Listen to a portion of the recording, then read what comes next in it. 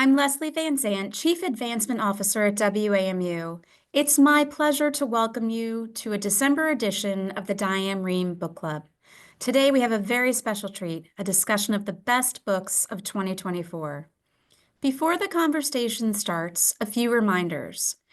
If you'd like to ask a question, please do so using the Q&A function found at the bottom of your Zoom screen. If you'd like to use closed captioning, please click on the CC button, which is also found at the bottom of your Zoom screen. Like everything we do at WAMU, this book club would not be possible without your support. If you enjoy the discussion today, please consider making a gift online by visiting www.wamu.org/donate. Diane is joined today by a panel of experts to talk about the year's best reads. Maureen Corrigan, book critic for NPR's Fresh Air and a distinguished professor of the practice in literary criticism at Georgetown University. Glaude Jr., professor of African American Studies at Princeton University and author of several books that examine race, politics, and the American experience. And of course, Ann Patchett, award-winning, best-selling novelist of Bel Canto, Tom Lake, and many more. And now, here are Maureen Corrigan, Glaude, Ann Patchett, and of course, our host, Diane Rehm. Thank you, Leslie, and welcome to all of you. It's so good to see you, Eddie. I was getting just a little worried about you. So glad you made it. Let's start the conversation with something that I am reading right now and which I think is going to be a #1 on everybody's list. And that is an annotated version of Bel Canto. Ann Patchett, I have to tell you, I felt as though I was sitting next to you when you were putting in those notes. You were talking to me, you were explaining to me what your own inner thoughts were. Tell me why you decided to do that. A little bookstore called Newtonville Books outside of Boston that had been particularly hard hit by the pandemic was trying to raise money, and they asked 20 authors to annotate one of their books to sell at an auction. I annotated Tom Lake, and when I finished, I thought, this is actually really interesting. I learned so much from the process. Took the idea to my editor and said, do you want to give this a try? And so I annotated Bel Canto, which I hadn't read the book in 23 years. And it was really fun. I kept saying it was like a craft project. It wasn't like writing, but it was a really, really fun thing to work on. And just so our listeners know, as you know, Maureen, it's actually in your own beautiful handwriting. It is indeed. And as I was saying before the show began, because I've had the thrill of looking at F. Scott Fitzgerald's letters and manuscripts and also galleys at Princeton, for me, it's akin to reading an author like Fitzgerald, remembering how he, or in this case, Anne, got to the right words, the right scene, how you nailed it. And or even criticized. Or the ones that I didn't get right. Yeah, the ones she didn't like, or the sentences she said were too many adverbs, too many adjectives. Yeah, you have a real problem with those. You know what was so interesting with the handwriting? And I don't know if I told you this, Maureen, I wrote it on vellum. So I did all of these different drafts. And then the very last draft, they laid out the book. They masking taped a sheet of vellum over every page. I tried out about 20 different vellum pens. And then I wrote it on vellum. And if I would make a mistake, I would take the vellum off and tape a new piece on. I love things like that. It was much more like quilting than writing a novel. Well, it's wonderful. Thank you. Thank you Thank for you. I doing appreciate it. it. So we have a number of books that our audience wrote in about and told us were their favorite books of the year. James came out a clear #1. It was #1 on my list. Playground by Richard Powers came out #2, which I have sent to a number of people. An unfinished love story, not fiction, but rather Doris Kearns Goodwin's story of her life with her husband through the Kennedy administration. Then The Women by Kristen Hanna. And finally, Lovely One, a memoir by Supreme Court Justice Ketanji Brown Jackson, who has recently appeared in a theatrical production and in an opera. So, and each of you wrote in your own favorites. Eddie, I'm going to start with you because yours were not so much fiction, but books that really grabbed you. First of all, it's such a delight to be in conversation with each of you and to see you, Diane. I mean, this is just a wonderful way to enter into the holidays, right? Yeah, I sent you books that I reached for in this moment to try to help me find my feet. You know, I'm always reading Edwidge Danticat. I love her fiction. I love her nonfiction. I'm always trying to learn from the way in which she writes. I love her sentences. They're unadorned. She doesn't overwrite. And I'm in the midst of writing a book about the 250th anniversary of the nation. And I needed to figure out, I needed to return to her in order to write the kinds of sentences I wanted to write, where I wouldn't let my emotion overwhelm what I was trying to say. And she has this line in We're Alone that just struck me in the preface. She says, We're alone is the persistent chorus of the deserted, as in no one is coming to save us.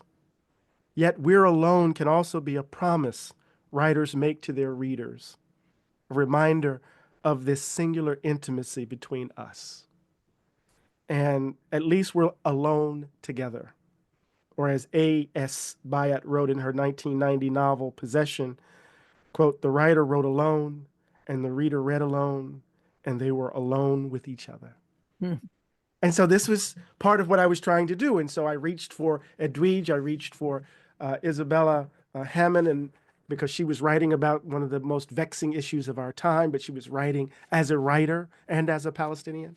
And of course, John Edgar Wideman, who I've been reading for so long, and his latest multi-genre book, Slave Road, all of these texts help me, or they're helping me stay balanced, or not as off balanced. How about that? Tell me, if you would, the kind of balance you're seeking. Is it because we live in such turbulent times? Is it because of personal experiences, or is it the world in general? It's a combination of all three, right? Of course, there's the intimacy of grief, the fact that I think many of us are still dealing with COVID. Many of us are dealing with exhaustion and resignation, given our political environment. And when you think about the world and you think about all the death, the dead, um, if one is at least, if your eyes are open and your heart is open, you can't help but mourn. Um, and, you know, Weidman has this wonderful metaphor of the slave road. It's not that Black life is reducible to slavery, that we're slaves still. No, but there's something about that experience that that defines the ground beneath our feet still. Not Black folk, all of us. And he's trying to make sense of it in light of the life that he's lived. And as this 80-plus-year-old man, he's still writing sentences that feel like a Charlie Parker solo. It's just blows your mind in so many ways. So I'm trying to think about the interior, Diane, to think about what's going on inside in relation to the world that seems to be upside down, if that makes sense. Maureen, what about you and your top list? Oh gosh, there's so much I want to respond to with with what Eddie has just said. Sure. But I'll start with James. Absolutely, just confirm what everybody has written in to you about, and I think all of us on this panel agree. I mean, Percival Everett's James. I was suspicious of it when I heard about it. I thought, oh, yeah, So was I. retelling of Huck So Finn, Yeah. was I. you know, it's sort of Yeah. like Frankenstein's mother-in-law. Like we have these novels where the another character enters in and takes over the narrative. But boy, Percival Everett made James its own story. James is his own character, and he gives us an entry into that world of Huck Finn that was missing, and you realize it's missing. I mean, certainly I, as a reader, realize it's missing. It's powerful, it's horrific, and it's eye-opening. So, a beautiful novel. That's really at the top of my top 10 list. I will also say number 2 is Colored Television by Danzy Senna. And the odd thing about that novel and author is that Danzy Senna is married to Percival Everett. So I have this fantasy of, being a fly on the wall in their house. Right.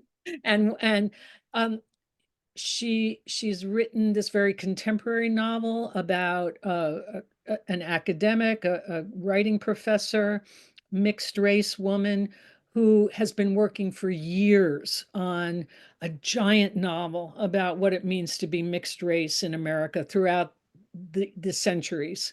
Her husband, sort of playfully calls it a mulatto war and peace that she's attempting to write, and it doesn't go anywhere. And so she decides, since she's living in LA and has a shaky connection, to approach a producer who's working on trying to craft a sitcom about mixed race families in America. So she's trying to sell out. It's a terrific, sharp, fresh novel about race, about class, very much about what it's like to be a writer and to have cultural capital, but not financial capital. It's funny about teaching. Um, she, I just want to move in with the two of them for a while and learn and laugh. And I'm just going to quickly mention another book that I didn't want to put on my best list. Um, Elizabeth Strout's Ah, novel. Once again, tell me everything. It's about yeah. that same cast of characters in Maine: Lucy Barton, Olive Kitteridge. Every time Elizabeth Strout publishes a novel, I think, no, I'm not going to read it because I'll be tempted to put it on my best list. And enough with her. Somebody else deserves that place. But like Eddie was saying about someone who doesn't overwrite, she is so plain spoken. Her characters, you never feel like you're reading written English. You feel like you're just overhearing their conversations Yeah. about ordinary people and the lives they live, and it's transfixing. You and Patchett had Elizabeth Strout on your list as well. I had all three. Maureen and I have tremendous overlap. Now, before I get into this, I want to go back to Eddie and to Edwidge, who is one of my favorite writers. I own a bookstore in Nashville, Parnassus Books, and one of the things I'm really interested in as well, obviously, is the books that are new are the books that are old and the books that I want to bring back up. And the books that I always have meant to read and never had read. So I had never read Wide Sargasso Sea. Mm. I just read it, and it was an astonishing book, but Edwidge wrote the introduction. Have you read that, Eddie? No, I haven't. You must. Okay. I mean, I'm not saying you must read Wide Sargasso Sea. Oh, I've read that, but I got to read the introduction. Right, but the introduction shapes that experience and is so brilliant. And it was one of those moments where I thought, yet again, let Edwidge lead us. So I just want to make that recommendation. So excellent. I agree with Maureen about everything as well, as I always do. We had all three of those writers, Percival, Everett, Danzy, Senna, and Liz Strout at the bookstore. I interviewed them. I interviewed Percival Everett, and the thing that he said that I really want to share that blew my mind and really made me feel ill, that he read Huckleberry Finn 30 times in a row without reading anything else in between. He said not my favorite book, James, not my favorite book, Huckleberry Finn, but that he said he read it until he just ingested it as sound. Wow. He went into it and went through it and came out the other side. And that knowledge really added so much to my reading of the book. And of course, it also made me think about Barbara Kingsolver and Demon Copperhead, going back and re-inhabiting a classic. And both of those books I read so early, I hadn't heard anything about them. And it was just a wonderful experience to enter into both of them. But if I am going to throw out something that hasn't been on someone else's list, I'm going to say Martyr by Kaveh Akbar. And by someone else's list, I just mean as we're talking here right this minute. Yes, exactly. Kaveh Akbar, a wonderful poet, and this is his first novel. And there's a book that I will say, it doesn't matter at all what it's about. It's not about the plot. It's not about the story. It's about an unhappy young man in the Midwest in Iowa who has substance issues and parent-family issues, but that doesn't matter. It is a novel about language and about ideas. It is a novel about how to write a novel. And when Kaveh was in Nashville, he was saying that he didn't have any idea how to write a novel. He just knew he wanted to write a novel. So he said, I just got a stack of novels and read them and made notes and thought, okay, that person, this is how you do character. This is how you do dialogue. And then he sat down and read Martyr. But when I was reading it, what I kept thinking was, I didn't know that you were allowed to write a novel like this. It was so new. It was so fresh. And then on the other end of the spectrum, in something that's profoundly classic, Niall Williams' Time of the Child. Niall Williams, This Is Happiness, one of my very favorite books, and a book that I sell to every person who walks in that store.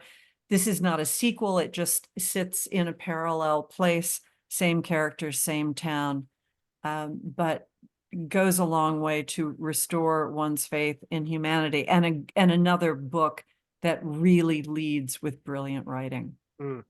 And to follow up on that, and another book you and I had in common on our most favorite books of 2024 was Sipsworth, which you actually blurbed and I found delightful, about an elderly woman who befriends a mouse.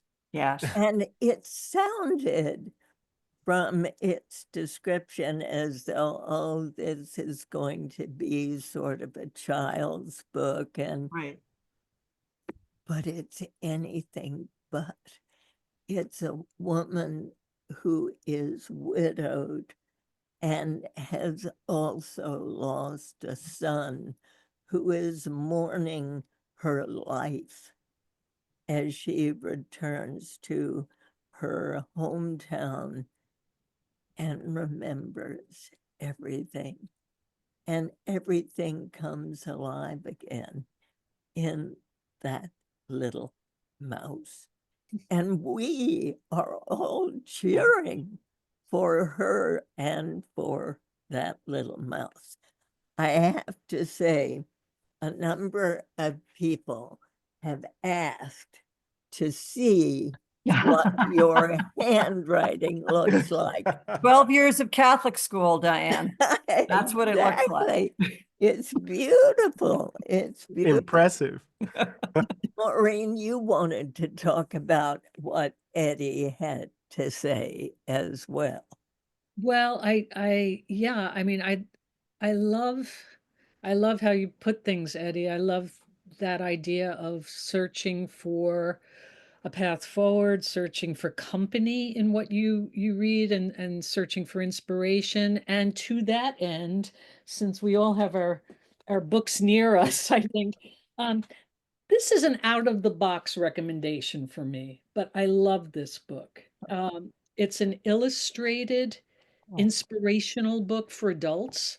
The Dog Who Followed the Moon, James Norbury, and his illustrations are influenced by Japanese art. It's kind of like a story about a dog who gets lost in a strange, snowy landscape and has to go forward without really knowing what's awaiting him. And it's it's kind of like Sipsworth in that, which I haven't yet read, but I trust you two that it's worth reading. Indeed. It Yes, it really sounds is. cloying and simplified and pat, and it's not. It's a scary, and it ends with uncertainty.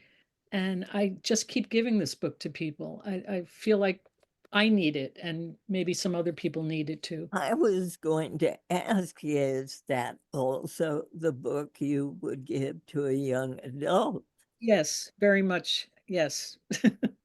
Eddie, you've been making notes the whole The time. whole, you see me writing all over. No, it's just, typically what happens for me is, especially during a semester where I'm teaching, I'm kind of buried in the books or the person. I taught a seminar on Du Bois this year. So we've been reading him from his dissertation all the way to his last autobiography. And you kind of get caught up in your obsessions. Obviously, that's how I responded to the question about the best books in 2024 for me. But I'm just struck. I'm like, oh my God, I got to read that. I have to read this, because sometimes right now I'm reading Afterlives by Gurna, the Nobel Prize winning author, and it's extraordinary, right? I have on my list Someone Knows My Name, right? That novel, but again, I need something. I'm trying to find a ballast, but these books, for me, I'm like, oh my God, I have so much to read because I've just been rereading T.S. Eliot's four quartets and all of this stuff, trying to find my way. I'm sorry, so I'm excited, as you could tell. But And I think, Maureen and I are friends. We are always reading 3 months ahead, 4 months ahead, 5 months ahead. It's a life of galleys. Me, because I own a bookstore, Maureen, because she is a reviewer. And I have to stop myself every now and then and say, I need to read a classic. I need to go back and find my balance again. I'm reading Moon Tiger by Penelope Lively right now. What a gift to myself. I have about 20 pages left to go. But I want to say something about, Diane, what you were saying about Sipsworth. The thing that I find at the bookstore that people want is a smart, well-written book, a book of literature that will not destroy them.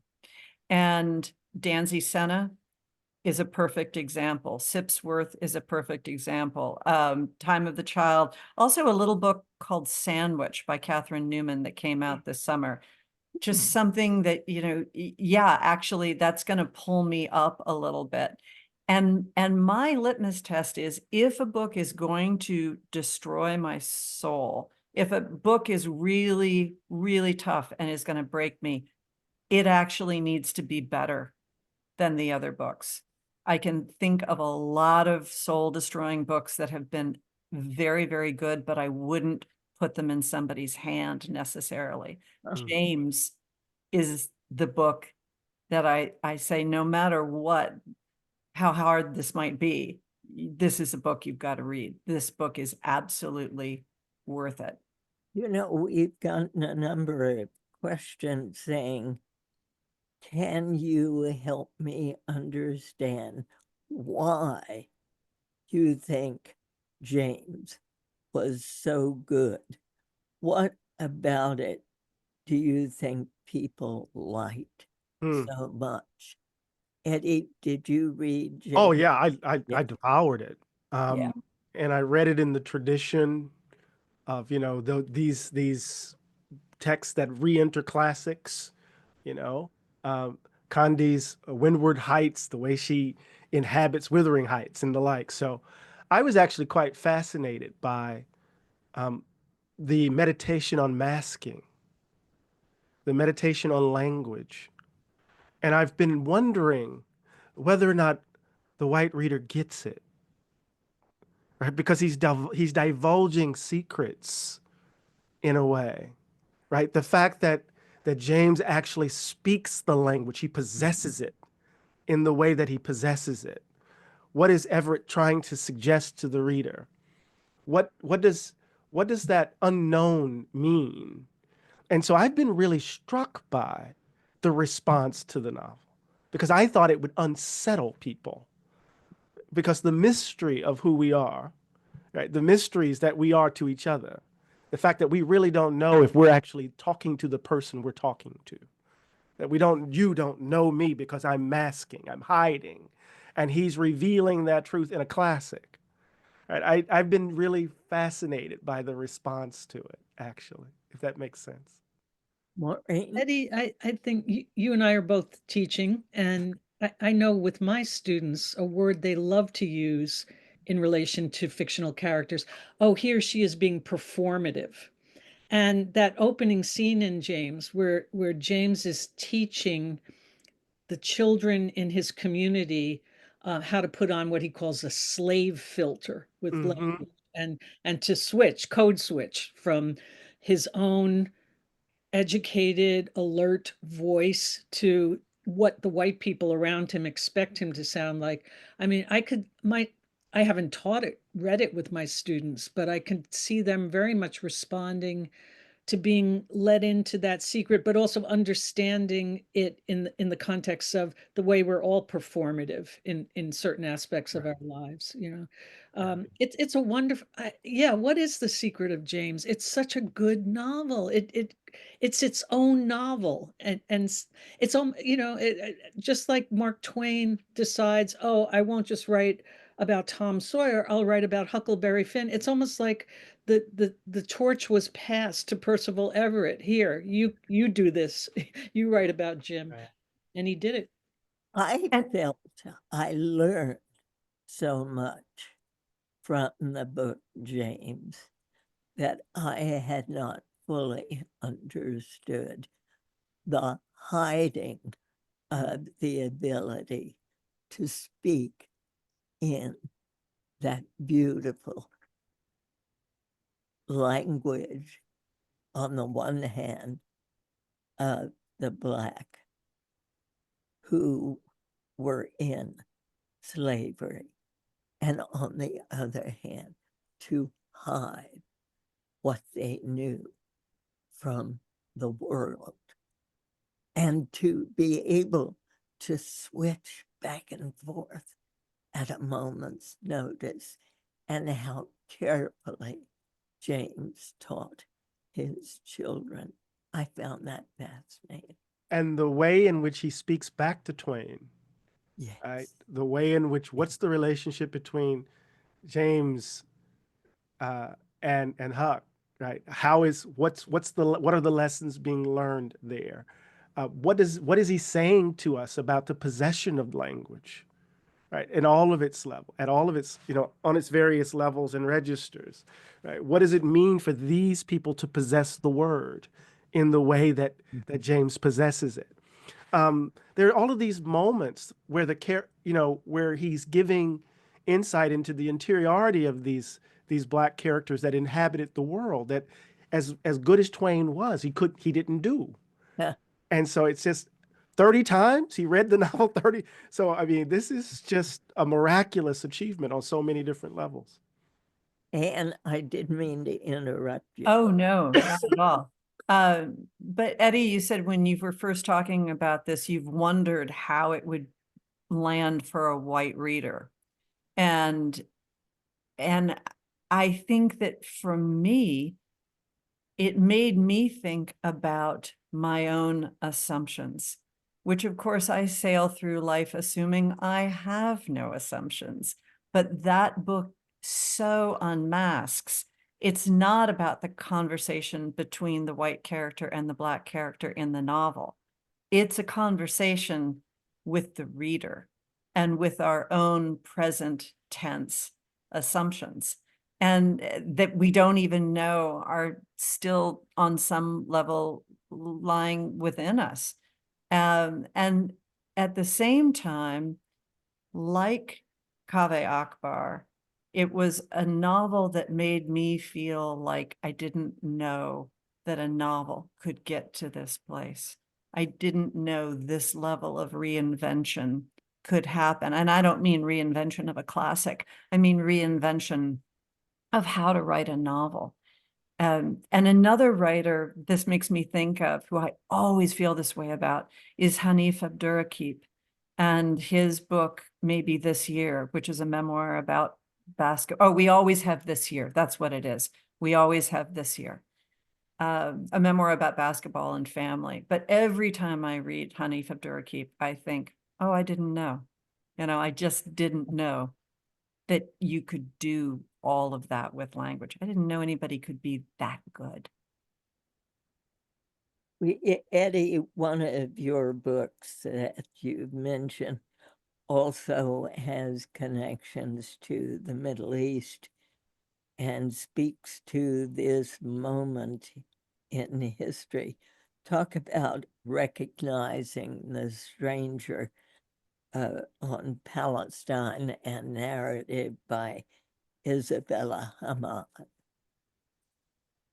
Oh, Eddie, somehow you The through line to my choices is that all of them are novelists, right? Edwidge, Edgar Wideman, and Isabella Hammond, right? She wrote The Parisian and Enter Ghost. What I love about what she does, she enters this minefield, this vexing issue, as a writer.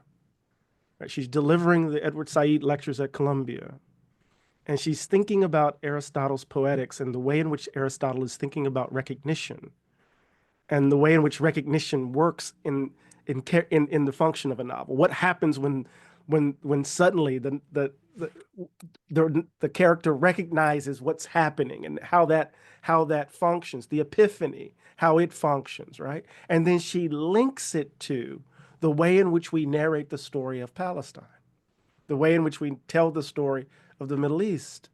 And it's just this powerful reflection on the workings of the novel. Said's kind of formulation of the worldliness of the text. She inhabits that formulation in a way that has extraordinary meaning against the backdrop of Gaza in this moment. But it's not overburdened by ideological commitment, right? And the notion of loneliness comes up again. I guess this is, I suppose this is me again, right? She said this at the end, Palestinianism was for Said a condition of chronic exile. Exile as agony, but also as ethical position. To remain aloof from the group while honoring one's organic ties to it. To exist between loneliness and alignment. Remaining always a bit of a stranger. To resist the resolution of the narrative, the closing of the circle. To keep looking, to not feel too at home. And so she's exploring the aesthetic that drives the way in which she approaches writing the novel as a way of talking about this incredibly difficult moral and political issue we all face. So, and it's only 80 pages. It's a little something. Eddie, you make me want to go back to school. I want to be your student. I want to come to your bookstore. So I I'm gonna- love it. Fair. And what are you reading now? Well, I'm reading Penelope Lively, and then I just have a stack of galleys, Diane. It's just the never-ending galley stack. I'll tell you two books that I am looking forward to that I have read, looking forward to their publication in January. Adam Hazlitt, who is a writer that I adore, has a new book out called Mothers and Sons. And then in February, Geraldine Brooks has a very short memoir called Memorial Day about the death of her husband, Tony Horowitz, that is extraordinary. And then I just read a book, and I'm saying this, Maureen, to you as for March that I love. I read so many books for March. Every month at our bookstore, we pick a book for our first editions club, and that's what I do. I read so many things in March I didn't like, or I didn't like well enough. And then I found a first novel by a woman named Alice Austen called 33 Place Brugman, which is a historical novel set in Belgium in the Second World War. And it's gorgeous. It's wonderful. What made you pick it up? Because Desperation. Desperation. No, I mean, by the time I got that, I was calling people at publishing houses. I was calling publicists that I knew saying, I have read all of these books in March and not found the right one. And this was Grove Atlantic, which isn't the place I always look. And somebody said, yeah, we've got this debut. You should give it a try. And I was so grateful. Lovely, lovely. What about Mighty Red, which was on your list, Anne? I love Mighty Red. Like Elizabeth Strout, Louise Erdrich is one of those writers that the minute the book comes in, I will drop everything. Colson Whitehead being another one.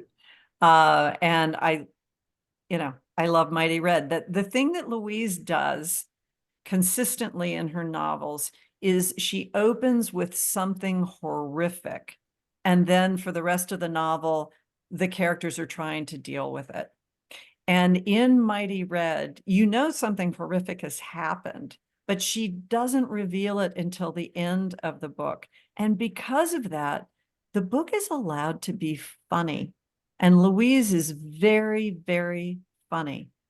But it's about a girl. I mean, it's about a million things, but let's just say it's about a girl who marries a boy because the boy just won't leave her alone and stop asking. She didn't like him. She certainly doesn't love him, but she marries him just because she can't get him off her back.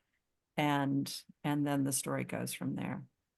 We have a question which you just referred to, Anne, a question from Sarah.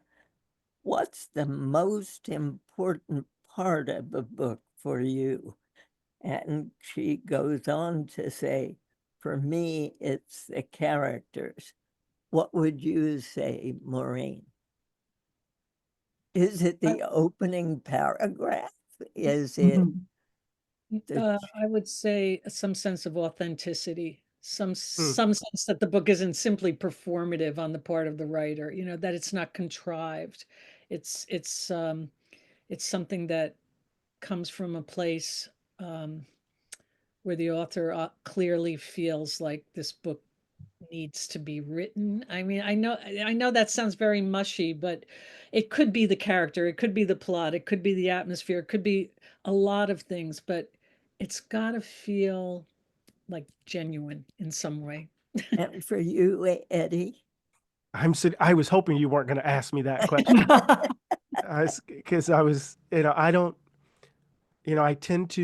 I'm thinking about the writers I love, Kundera, Marquez, Morrison, Dandicott, all these, what's at the heart of the story, what they're trying to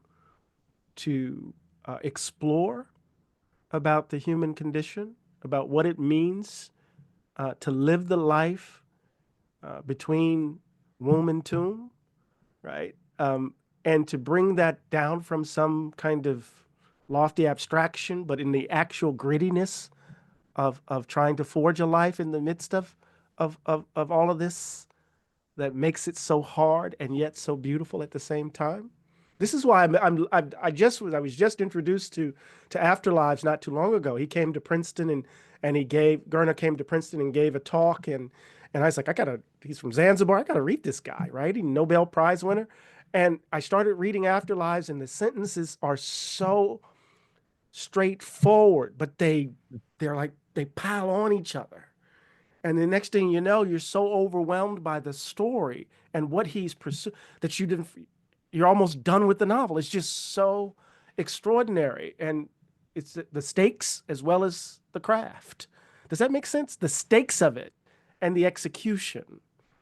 That's why I didn't want you to ask me the question. No, just If I spend a lot of time reading during the day, but in addition, I always read before I go to sleep at night.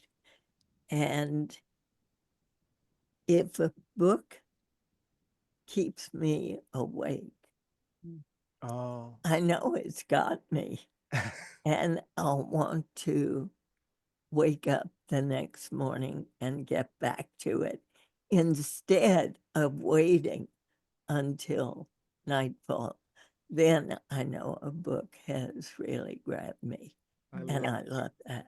And I want to answer this one too, because for me, it's a book. This is so rare, a book that makes me forget that I'm reading a book. Huh. A book in which I fully inhabit. I read so much. I read so many mediocre books, trying to pan for gold and find the great one. And every now and then I find a book that I believe those people. I'm living it. I'm completely there. And then there are other books that can be very good books. I think about Plaid Atlas by David Mitchell. And that was a book that so many people loved, and I read it late. And it was like watching Cirque du Soleil for me. And I spent the whole time thinking, I didn't know you could put your foot in your ear. Like, look at him do this. I had no idea. Look at that. But I never entered into it. I never forgot that I was watching someone do something astonishing. I never entered into that world. I'm not. We have already talked about so many books, and I want to assure our listeners and viewers that we're going to send you a list of not only our guests' favorites, but the books we're talking about. So you'll have a whole new library to enjoy waiting for you. Maureen, you wrote about Long Island by Colm Tóibín. Yeah, there's another novel that I approached hesitantly, not because I don't have the same attitude toward Colm Tóibín as you know many Anne and I have toward Elizabeth Strout, you too, Diane, or Louise Erdrich. He's such a great writer, and he's so different every time he writes, except this time Long Island was a continuation in a sense of a story he began. I'm sorry, Brooklyn was a continuation of a story that he began in his novel from about 10 years ago. Let me get them straight. Brooklyn, Long Island. Brooklyn was the first novel. Now he writes Long Island. Right. And I had that little suspicion of, oh, are we going back to this character? Forgive me, Colm Tóibín, because you can't think of anything fresh to write. Are you going to mine something that has already worked for you? So I was a little hesitant. Page one, that was a novel on Oh, page one where wow. I read it and I said, oh no, we are going to very different emotional and even intellectual places in this novel. And talk about a novel about loneliness. Eddie, you keep kind of touching that Mm, motif. I mean, this is a novel about a woman who is essentially lonely and can't figure out a Mm. successful way to break out of that loneliness wrapped tight like skin, which is a line I always remember from Beloved. It yeah. feels like it's wrapped tight like skin around the main character. So Tóibín is also a master at not saying things, at silence, at omissions, and um, especially because he's writing about a world I know well, Irish Catholic working class New York, my people. Um, right, those characters don't what they don't say is more than what they do say, and they especially don't speak about feelings, and he somehow conveys that. We have a question from Claire, who's wondering, could you please speak to this year's Nobel Prize winner, Han Kang's work? Not me. No, I cannot. No, Neither I can cannot. I. Okay, Not yet. not Patchett, yet, Patchett. Next but question. surely to come. Um, Can I just say this? You guys got me so excited. I have chill bumps over here. Thank you. I'm just sitting here talking about novels and writers, and Yeah, it's fun. I was doing Morning Joe this morning talking about mass deportations. And so what does it mean to move from that world to this world? It's just this is what the heart needs. So thank you. Oh, oh, well, that's wonderful. Hey, can I throw in another book for please, your list? please. Amy Tan's Backyard Bird Chronicles. Have any of you seen this book? No. It's the book that everyone wants for the holidays. It is Amy Tan during COVID took a class on how to draw birds with colored pencils. Turns out Amy Tan is James Audubon. Her bird drawings are as good as anything I've ever seen. And every day she wrote in her journal just for herself. She would draw the birds and then she would write about what they were doing at the feeder in the yard. She showed it to her friend, Dan Halpern, who was her editor, and he said, we're just going to publish this just the way it is. It's not about her childhood. It's not about the country. It's not about politics. It is about the birds at the feeder and what she's doing for them and what they need. And she draws them. I was so riveted by this book. I read every word. I couldn't get enough of it. And you can't believe how good it is and how much it works on every level. I wonder whether writers, singers, authors are simply multiply talented. I'm thinking about Joan Baez, Mm. whom I interviewed at the Kentucky Book Festival this year for her book of poetry. And at the same time, her publisher came out with her drawings upside down. Yeah. And it's wonderful. That's how I learned to draw. Betty Edwards had Oh, sure. the premier book on that, drawing on the right side of your brain. And that's how I learned to draw. So there's this multifaceted brain at work, I think, in every single one of us that remains untapped until we really, really go for it. Do you think? Or am I nuts? Amen.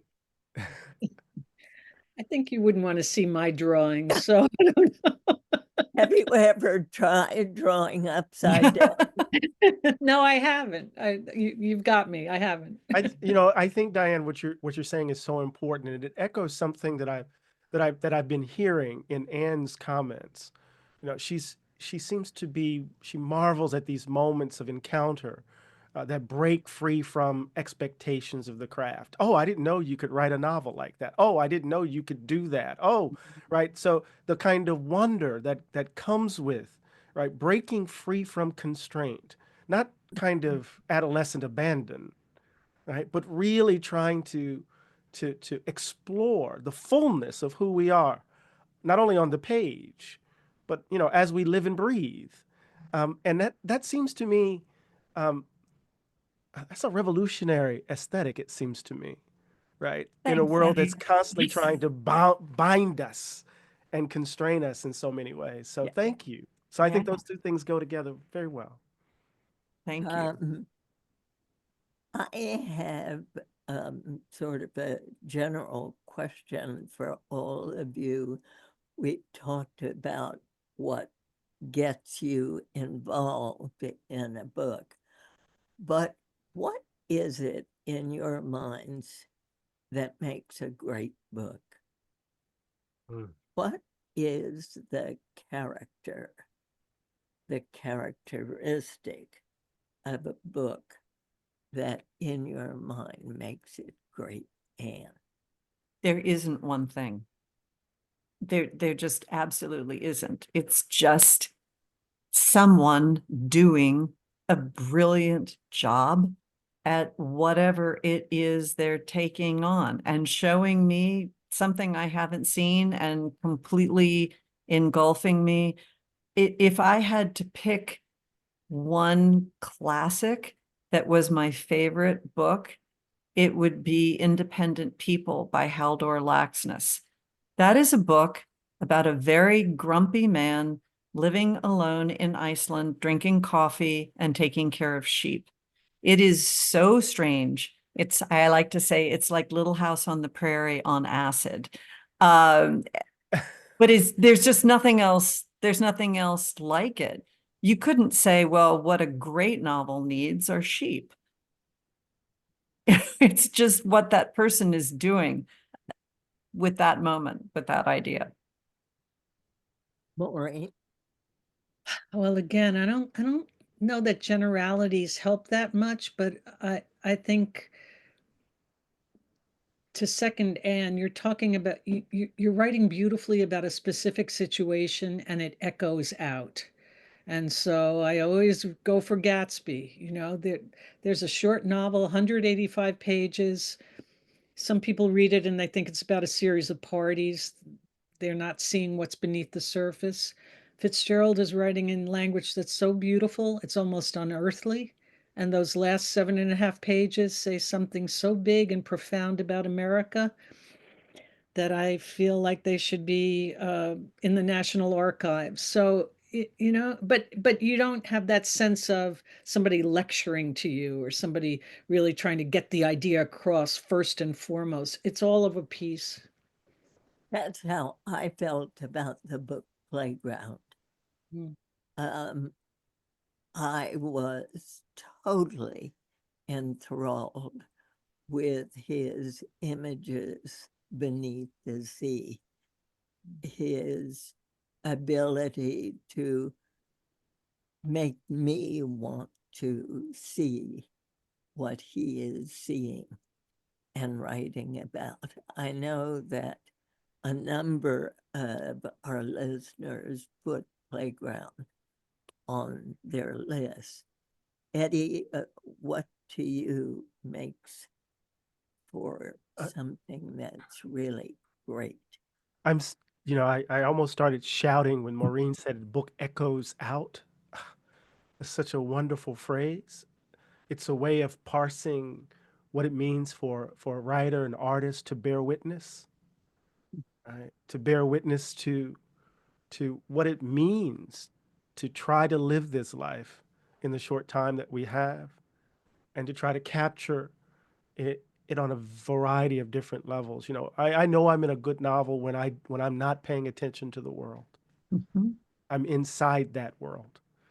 And what's so beautiful, the most powerful experiences, I think, is when I'm inside that world and I learn something about the world that I'm going back to. Right? I come back with resources, Huh. with something to endure and to perhaps flourish, and to do that with some beautiful prose, some beautiful writing at the same time. So is that's those are the books I return to repeatedly. This year I taught a course where I had the students read Beloved, and then I had the students read Jesmyn Ward's Sing Unburied Sing, two ghost stories that framed a course about African American intellectual history. And language, uh, being immersed and coming out, echoing out. I'm going to steal that, Maureen. It echoes out. I'd be honored. Well, Maureen being honored, Eddie Glaude, who's going to read lots more, and Patchett, who will continue to grace us with all of your beautiful fiction. Thank you all so much for being with us today, and happy holidays. Thank you. Thank you so much. Thank you. Thank you.